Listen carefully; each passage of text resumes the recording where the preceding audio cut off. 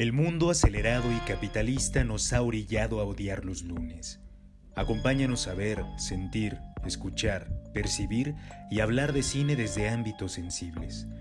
Este es tu podcast sobre el séptimo arte, donde discutimos, recomendamos y vamos al cine. Quédate en una emisión más de Butaca 16-9.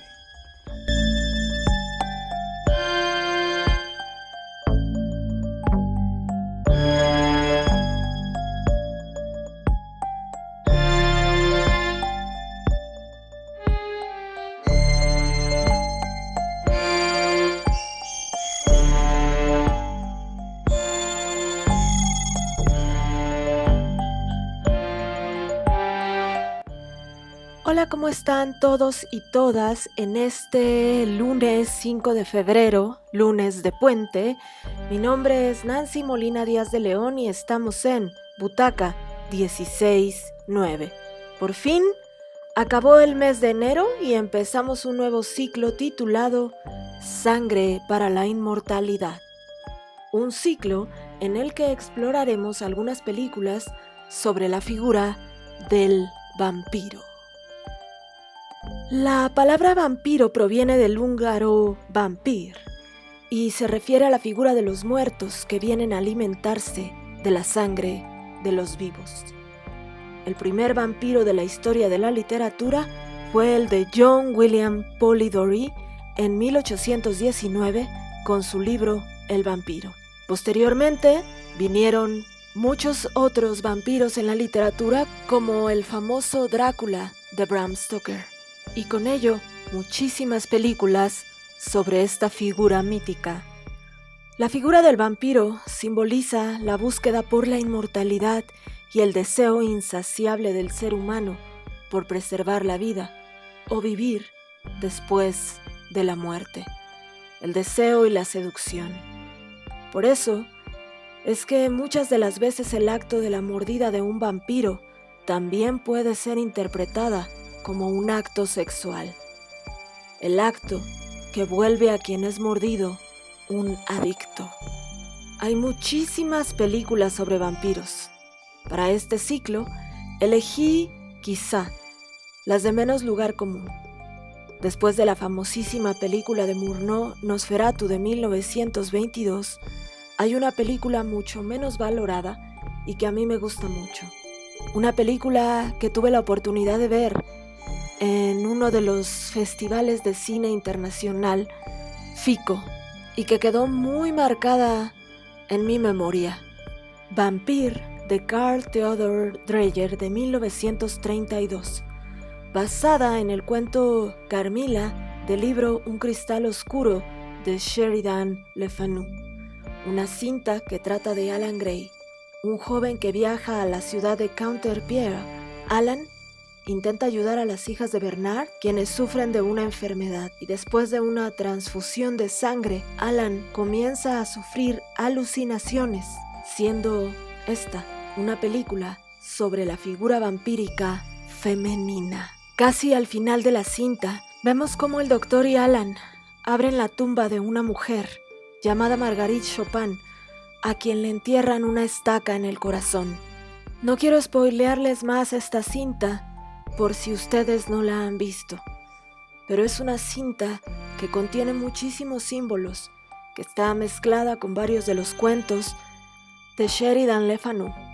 En esos momentos de la historia, la figura del vampiro estaba muy de moda y surgieron varias otras cintas con este tema, como el Drácula de Todd Browning de 1931, por ejemplo, con el inigualable, único e irrepetible Bela Lugosi como actor que interpretó a Drácula.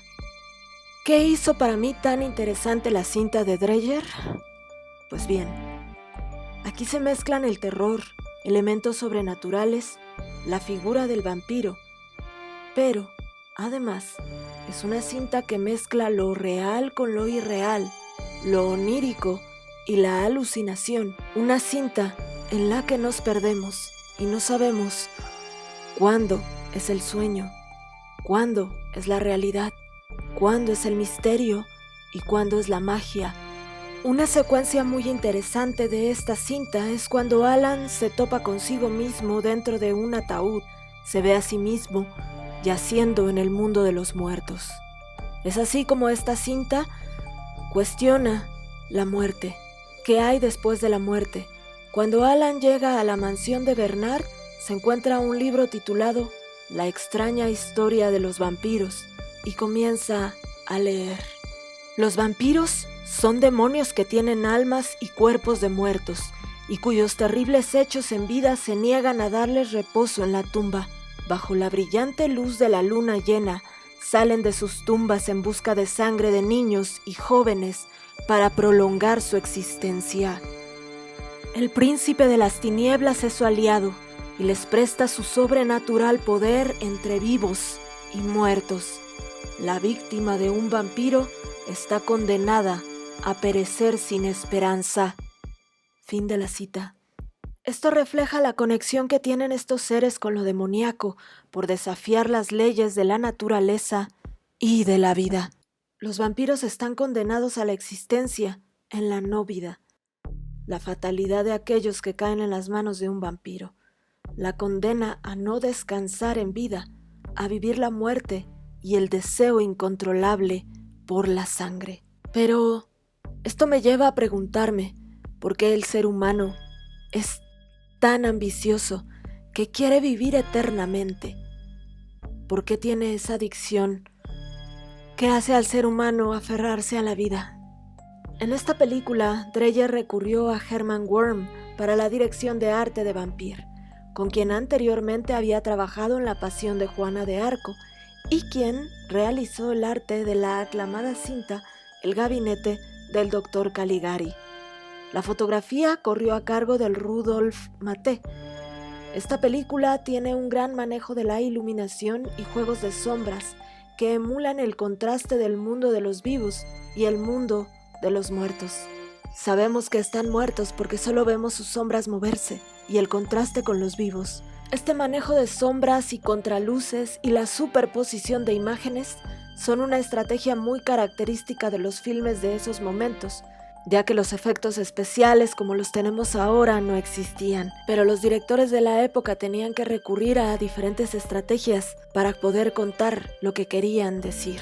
Dreyer es uno de los directores que se caracteriza por ese juego de altos contrastes, sobre todo los primeros planos muy cerrados, detalles, mientras que muchas de las películas de esa época estaban caracterizadas porque el ambiente era muchísimo más teatral y los planos eran abiertos. Dreyer rompió con ese esquema, cerrando los cuadros, matizando el rostro de los personajes, cerrando el cuadro, dejándonos ver detalles que no se habían visto antes, llevando las sensaciones a un plano distinto.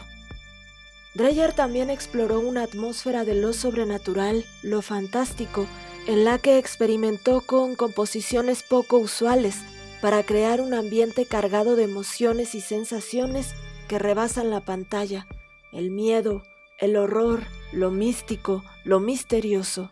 Una película que abre caminos con lo onírico, el mundo de los muertos y lo sobrenatural. Un final en esta película lleno de incógnitas. Un final de liberación de la pesadilla al sueño, de la vida a la muerte, un tránsito a la inmortalidad. Esto fue Butaca 169. Mi nombre es Nancy Molina Díaz de León, Donovan Arteaga en música y producción. Que tengan una semana para pensar en ese deseo por la inmortalidad. ¿Cuáles son sus consecuencias? ¿Y por qué no nos conformamos con vivir solo una vida? ¿Por qué queremos prolongarla?